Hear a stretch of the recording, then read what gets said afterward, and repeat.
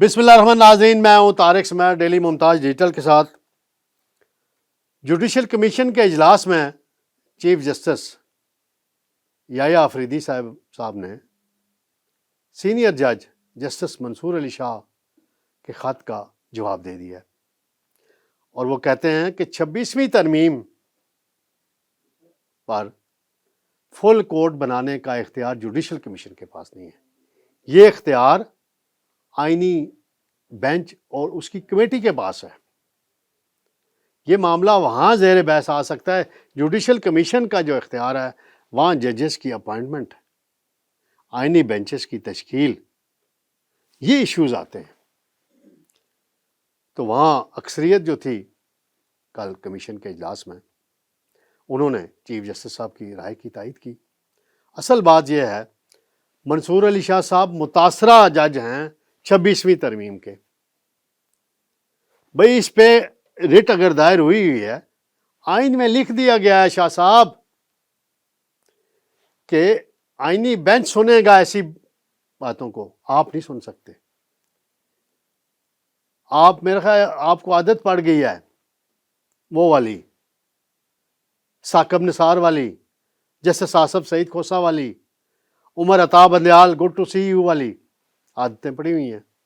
آپ ہو گئے، جسٹس منیب اختر صاحب ہو گئے، آپ نے آئین اور قانون سے ہٹ کے فیصلے کیے، جس کی وجہ سے آپ متنازع بنے، اور متنازع بنے تو حکومت کو 26ویں ترمیم کرنا پڑی۔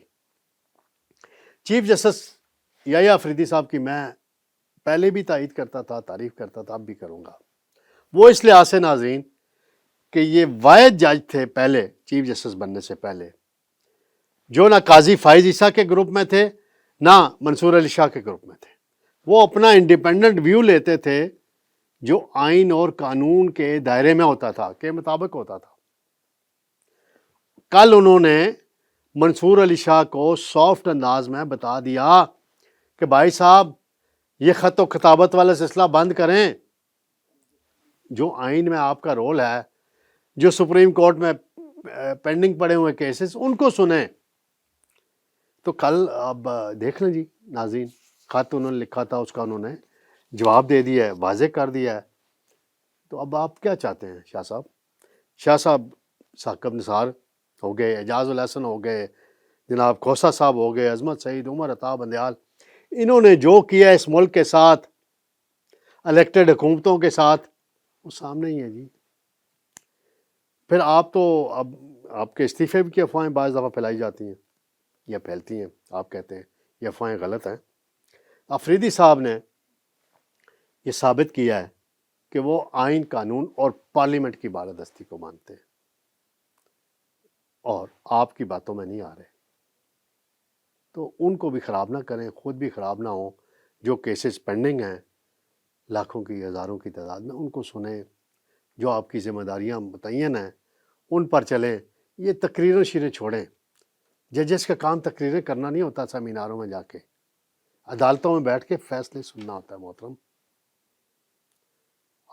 عمران خان آپ کو بار بار کنٹروورشل بنا دیتے ہیں، کہتے ہیں جی جے آئی ٹی بنائیں اور اس کا سربراہ سینئر ترین جج بنائیں، یعنی آپ کے وہ پہلے دیکھ لینا کیوں ہے بھائی، بنانا ہے۔ وہ آئینی بینچ نے لگا دیا وہ کیس 9 مئی کا، وہ دیکھیں جو فیصلہ کریں۔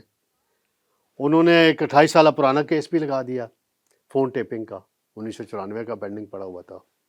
ارشد شریف مرحوم کا کیس بھی لگا دیا ہے، باقی بھی بہت سارے امپورٹنٹ کیسز لگ گئے ہیں۔